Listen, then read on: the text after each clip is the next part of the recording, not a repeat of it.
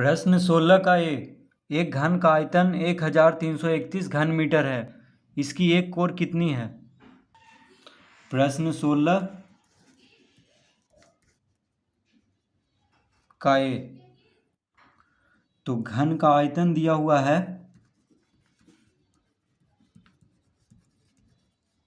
घन का आयतन बराबर 1331 घन मीटर। तो घन मीटर को हम मीटर का घात 3 भी लिख सकते हैं। इस तरह से घन मीटर को मीटर का घात 3 लिख लेंगे।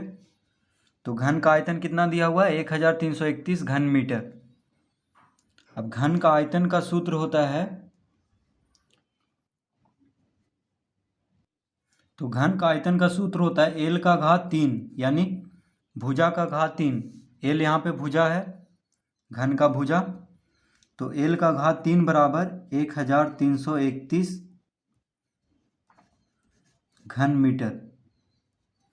तो एल बराबर कितना हो जाएगा? एल बराबर हो जाएगा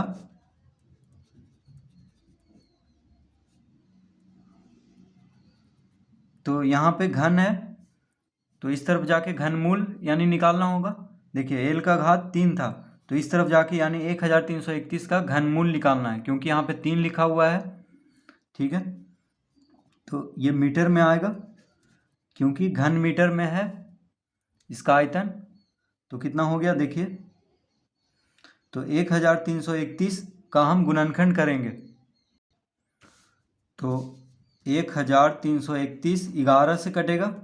तो देखिए एक बार में 2 इधर गया 23, 11 दूना 22 हो गया, एक इधर गया यानी 121 बार में। फिर 11 से 11 गुना 11 121। ठीक है, तो 11 गुना 11 गुना 11 आएगा इसका गुणनखंड। तो इसका अभाज्य गुणनखंड करने पे कितना आया? तो लिख लेंगे 11 गुना 11 गुना 11 मीटर। तो इसका उत्तर कितना हो जाएगा? यानी 11 मीटर।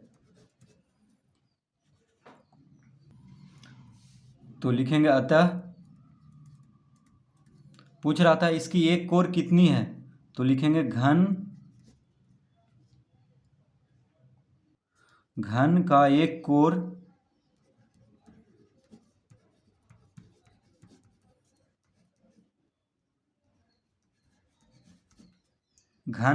कोर बराबर 11 मीटर।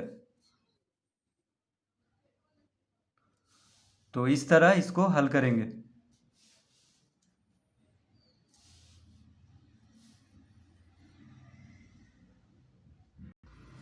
प्रश्न 16 का बी, किसी घन का एक किनारा निकालें यदि उसका आयतन 74.088 घन सेंटीमीटर हो। तो प्रश्न 16 का बी क्या दिया हुआ है? घन का आयतन दिया हुआ है। तो लिखेंगे घन का आयतन बराबर 74.088 घन सेंटीमीटर। ठीक है, घन का आयतन दिया हुआ है। तो घन का आयतन का सूत्र होता है एल का घात 3 यानी भुजा का घात 3।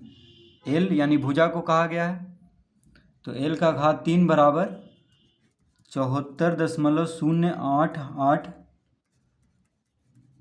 घन सेंटीमीटर। तो एल बराबर कितना हो जाएगा? अतः एल बराबर 74.088 का घनमूल निकालना होगा, यानी यहाँ पे 3 लिखेंगे और यहाँ पे लिख देंगे सेंटीमीटर। तो इसका हम गुणनखंड करते हैं तभी घनमूल पता चलेगा। तो देखिए इसका हम गुणनखंड करते हैं, 2 से लग रहा है, अभाज्य गुणनखंड करेंगे।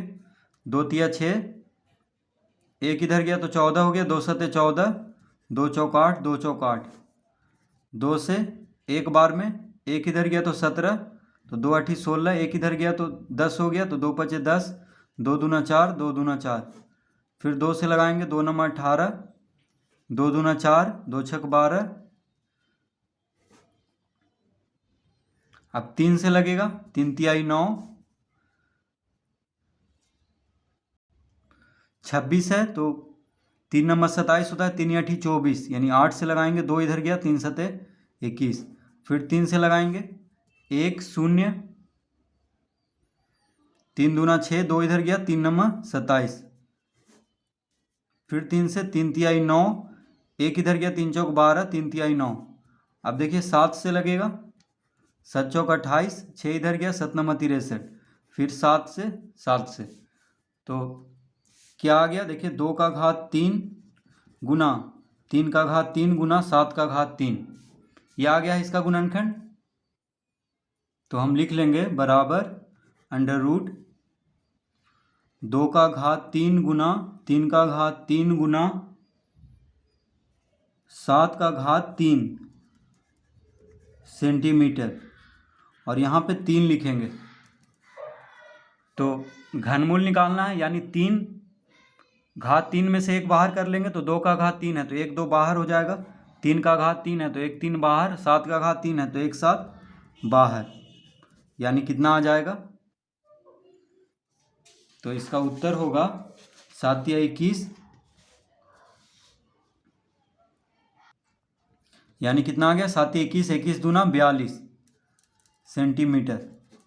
तो देखिए इसको हम डायरेक्ट लिख सकते हैं, यहाँ पे दशमलव के बाद 3 अंक है, यानी यहाँ पे दशमलव के बाद 1 अंक होगा, क्योंकि 3 बार गुना होके 4.2 को 3 बार गुना करेंगे तो आ जाएगा 74.088।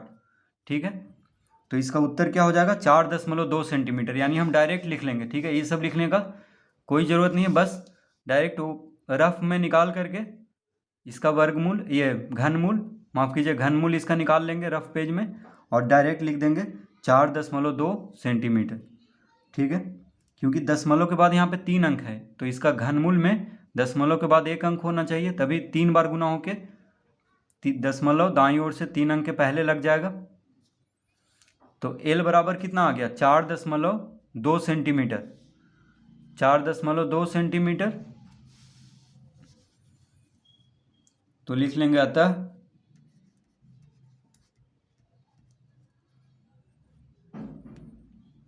घन का एक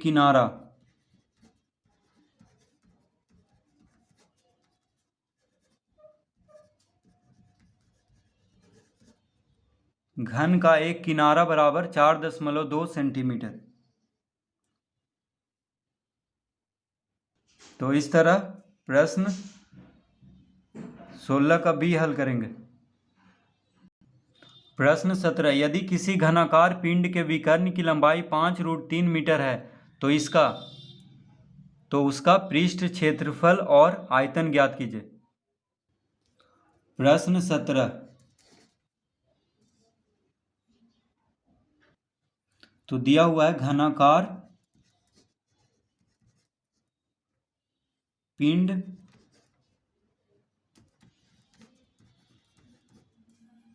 के विकर्ण बराबर कितना दिया हुआ है, 5√3 मीटर। तो घनाकार पिंड के विकर्ण कितना है, 5√3 मीटर, ये दिया हुआ है। तो घनाकार पिंड है यानी घन के जैसा है, तो घन के विकर्ण का सूत्र होता है √3L, √3L यानी √3 गुना भुजा, जो घन का प्रत्येक भुजा उसको L से लिखेंगे तो √3L होता है घन के विकर्ण का सूत्र। तो √3L बराबर कितना दिया हुआ है, 5√3 मीटर। तो L बराबर कितना हो जाएगा, यानी घनाकार पिंड का प्रत्येक किनारा कितना हो जाएगा, तो L बराबर हो जाएगा 5√3 बटा √3। तो बराबर के बायां तरफ √3L के साथ गुना में है, तो दायां तरफ आके √3 भागा में हो जाएगा, तो √3 से √3 काट लेंगे, यानी कितना आ गया, 5 मीटर। तो घनाकार पिंड का प्रत्येक भुजा निकल चुका है 5 मीटर। अब पूछ रहा है पृष्ठ क्षेत्रफल। तो ए में क्या पूछ रहा है, पृष्ठ क्षेत्रफल। तो लिखेंगे पृष्ठ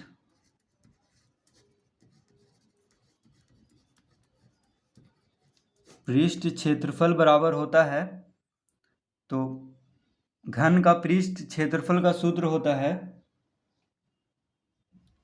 6L², यानी 6 गुना एल। एल कितना लाए हैं, 5 मीटर, तो 5 का वर्ग लिख लेंगे। वर्ग है यानी वर्ग मीटर में आएगा।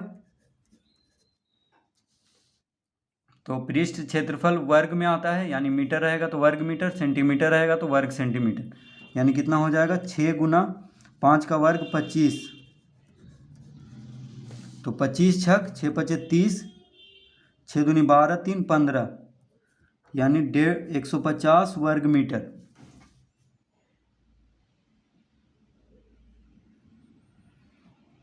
एक 150 वर्ग मीटर। अब कह रहा है आयतन ज्ञात कीजिए, ठीक है। तो बी में क्या कह रहा है, तो अब आयतन निकाल लेंगे।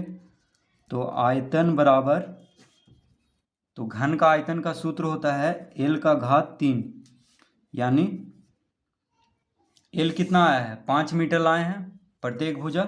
घनाकार पिंड का प्रत्येक भुजा 5 मीटर है, तो 5 का घात 3 देंगे और यहाँ पे मीटर का घात 3 देंगे, यानी घन मीटर में आएगा क्योंकि घात 3 हो रहा है।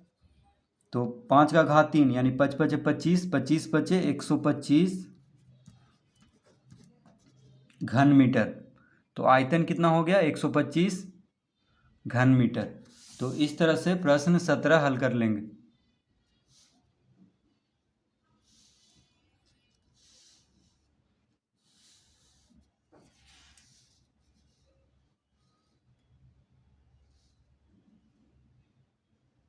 प्रश्न 18, एक घनाभ की लंबाई, चौड़ाई और ऊंचाई क्रमशः 10, 8 और 6 सेंटीमीटर है, तो इसका आयतन निकालें एवं विकर्ण ज्ञात करें। प्रश्न 18, तो घनाभ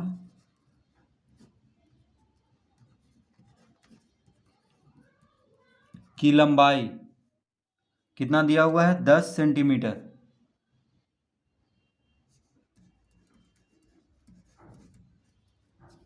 घनाभ की चौड़ाई 8 सेंटीमीटर। घनाभ की ऊंचाई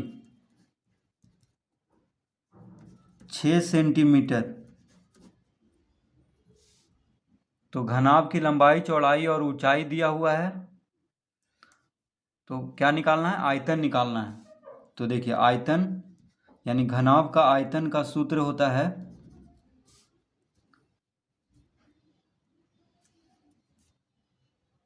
तो घनाभ का आयतन होता है L गुना B गुना H। तो L क्या है, L है लंबाई, B है चौड़ाई और H है ऊंचाई। तो लंबाई कितना है, 10 सेंटीमीटर। तो देखिए 10 गुना 8 गुना 6, ठीक है, सब सेंटीमीटर में है, तो आयतन जो है घन सेंटीमीटर में आएगा। तो गुना कर देंगे तो 8 छक 48, 48 गुना 10 यानी 480 घन सेंटीमीटर। आयतन हो गया 480 घन सेंटीमीटर। अब कह रहा है विकर्ण निकालने। तो देखिए घनाभ का विकर्ण का सूत्र होता है, तो लिखेंगे विकर्ण बराबर, तो विकर्ण का सूत्र होता है √L² जोड़ B² जोड़ H²।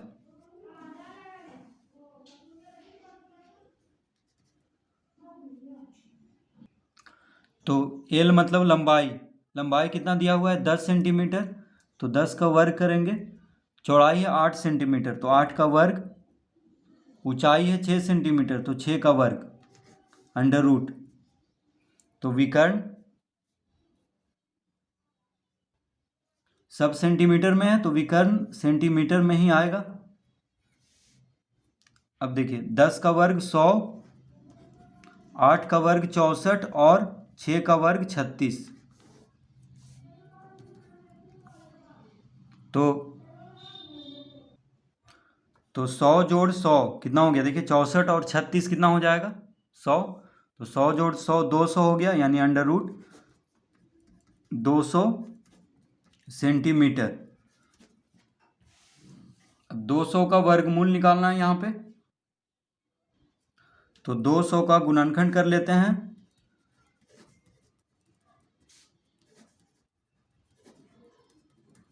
यानी कितना आ गया, 2 का वर्ग गुना 5 का वर्ग गुना √2।